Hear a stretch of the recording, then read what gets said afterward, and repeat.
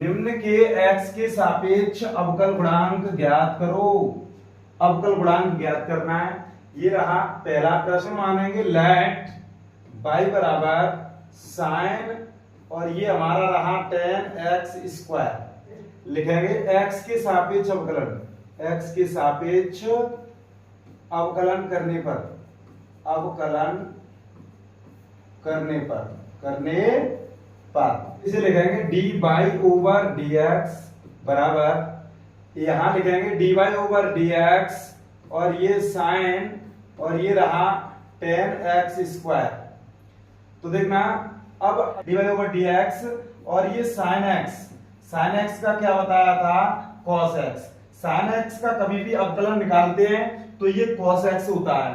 तो देखना इसी प्रकार से साइन जो है, साइन और ये हम थोड़ी देर के लिए यदि हम x मान लें तो ये हमारा x है, तो इसे मान लेंगे साइन x का क्या हो जाएगा, cos x।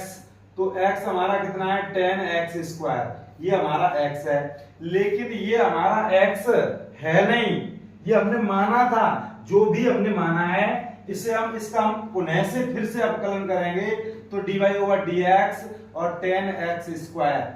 देखना अब ये क्या हो जाएगा, cos और ये tan x स्क्वायर और इसका फिर से करेंगे तो ये tan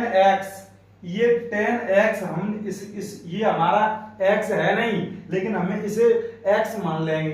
तो मान लेंगे तो ये tan x और ये tan x का क्या बताया था मैंने पिछली वीडियो में, सूत्र बताया था tan x का क्या होता है, sec वर्ग x। tan x का sec वर्ग x बताया था मैंने। तो देखना जरा इसे हम लिखेंगे tan x का sec वर्ग और x। तो x हमारा ये x स्क्वायर है तो हमने x स्क्वायर रख दिया।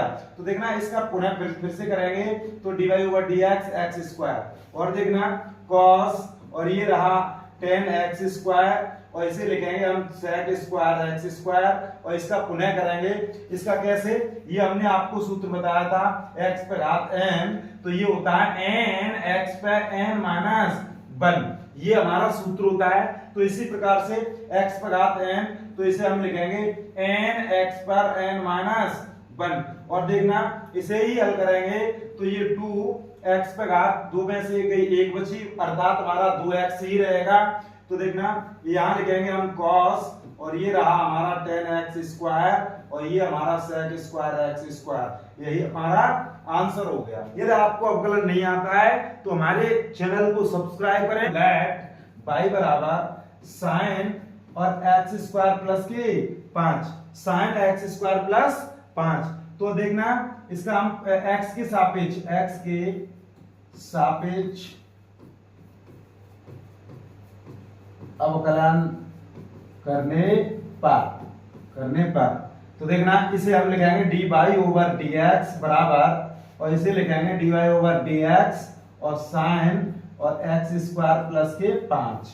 इसे हम इसका हम अवकलन निकालेंगे। तो देखना जरा कैसे निकालेंगे, फिर से देखना इसे, ये हमारा साइन है और ये हम थोड़ी देर के लिए इसे हम x मानेंगे।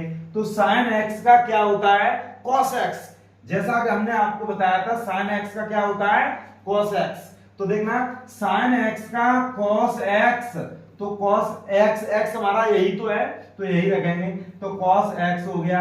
लेकिन ये हमारा x नहीं है, अर्थात हमने ये माना था लेकिन है नहीं। तो माना था, जो भी हम मानते हैं उसका हम पुनः फिर से एक बार अवकलन कर देते हैं। जितना भी पद हम मानते हैं उसका हम पुनः एक बार अवकलन करते हैं। तो देखना जरा cos x स्क्वायर प्लस के 5 और इसका अवकलन करेंगे तो ये हो जाएगा dy over dx x square plus dy over dx 5 और इसका अवकलन हो गया।